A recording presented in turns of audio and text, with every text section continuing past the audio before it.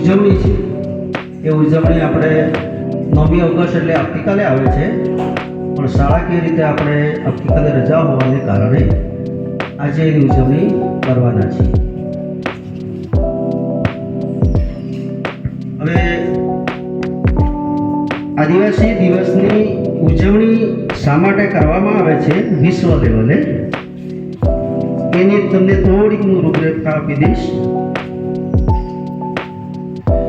એમ જરાક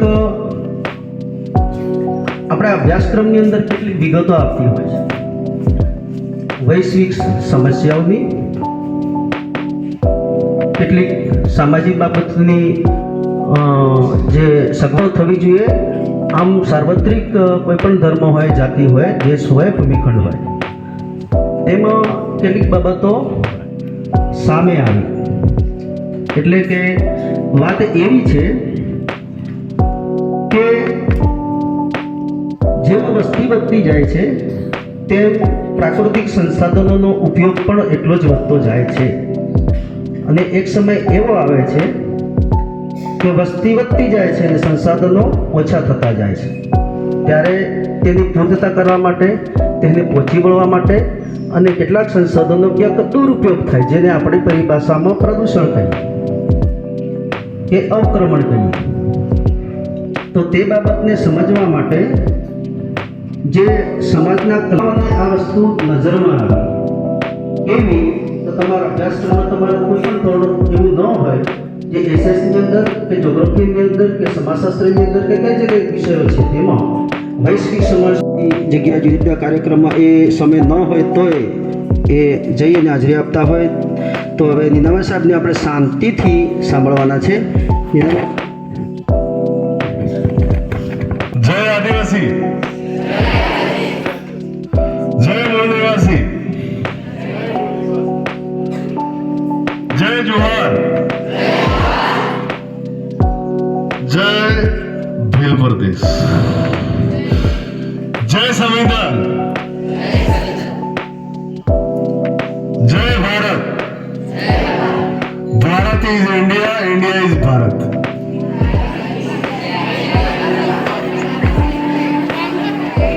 મને બહુ મજા આવી આજે. આટલા વર્ષો 25 વર્ષ મેં કાઢ્યા આ સ્કૂલમાં, આ ધરતી ઉપર. પણ મૂળ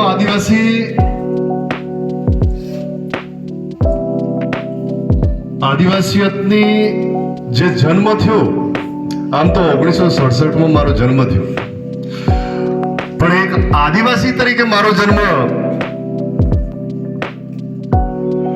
26 વર્ષ આ ધરતી ઉપર આજે જે મંચ ઉપર હું બોલી રહ્યો છું, ત્યાં જ અમારા ભિલોડામાં ચૂંટણી હતી અને એ વખતે ઉપેન્દ્ર ત્રિવેદી